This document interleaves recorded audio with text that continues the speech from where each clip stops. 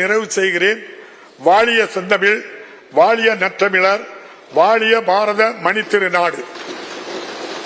நம்முடைய மாண்புமிகு ஆளுநர் அவர்களை முறைப்படி அழைத்து வந்து அவர்களிடம் இந்த தமிழ்நாடு அரசு ஆளுநர் உரைக்கு தயாரிப்புகளை எல்லாம் அவர்களுடைய ஒப்புதல் பெற்று அதை வாசிப்பதற்காக வந்தார்கள். வந்த இடத்தை நான் அதை குறைவாக வாசித்தார்கள். அதை குறையாக நான் சொல்ல விரும்பவில்லை. ஆனால் அதன் பின் ஜனகணமன பாடியிருக்க வேண்டும் முதலில் என்று ஒரு கருத்தை சொன்னார்கள்.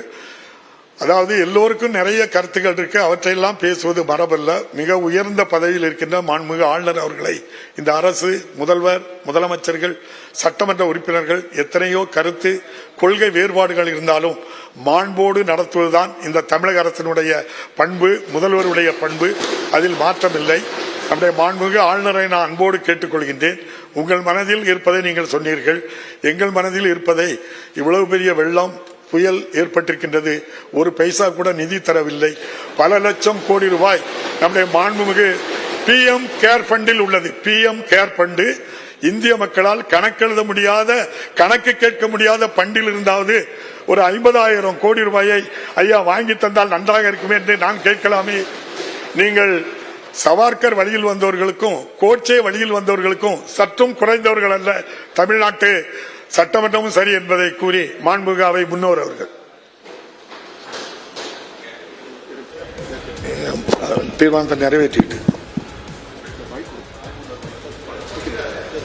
மாண்புமிகு பேரவைத் தலைவர் அவர்களே, ஜனகணமன என்னதான் பாடு. தற்போது இந்த ஆண்டிற்கான முதல் கூட்டத்தொடரின் தொடக்கமாக சட்டமன்ற பேரவை மரபுகளின்படி மாண்புமிகு ஆளுநர் அவர்களின் உரை நிகழ்ந்துள்ளது.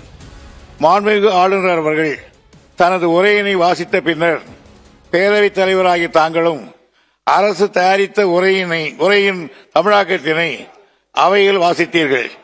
இது தொடர்பாக சட்டப்பேரவை விதி 17 தளர்த்தி பின்வரும் தீர்மானத்தினை இப்பேரவையில் முன்மொழிகிறேன். தீர்மானம்: 2024 ஆண்டிற்கான இந்த முதல் கூட்டத்தொடரில் தமிழ் மற்றும் ஆங்கிலத்தில் சமர்ப்பிக்கப்பட்ட ஆளுநர் உரை இந்த மாண்புமிகு மன்றத்திற்கு வழங்கப்பட்டபடியே அவை குறிப்பில் பதிவேற்றம் செய்ய வேண்டும் என்ற தீர்மானத்தை முன்மொழிகிறேன்.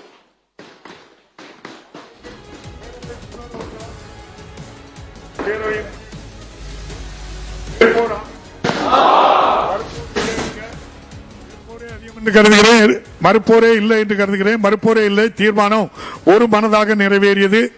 இன்று மாண்புமிகு சட்டமன்ற உறுப்பினர்களுக்கு கணினியில் பதிவேற்றம் செய்யப்பட்ட ஆளுநர் உரையின் ஆங்கிலம் மற்றும் தமிழில் அச்சிடப்பட்ட பகுதிகள் மட்டுமே அவை குறிப்பில் இடம்பெறும். வேறு எவையும் அவை குறிப்பில் இடம்பெறாது என்பதை தெரிவித்துக் கொள்கிறேன்.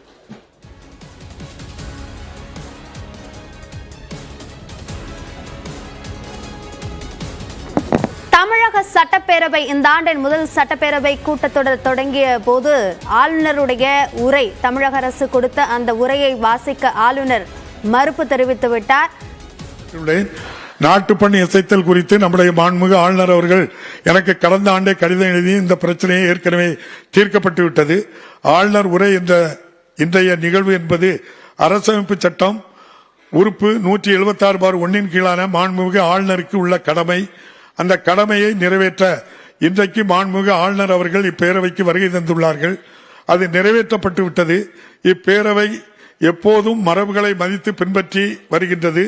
அந்த வகையில் மாண்புமிகு ஆளுநர் உரையின் தொடக்கத்திற்கு முன்பு தமிழ்தாய் வாழ்த்தும் இந்நிகழ்வின் பின்னர் நாட்டு பண்ணும் பாடப்பட்டு வருகிறது என்பதை மாண்புமிகு உறுப்பினர்களுக்கு மேலான கவனத்திற்கு தெரிவித்துக் கொள்கிறேன். நாட்டுப்பண்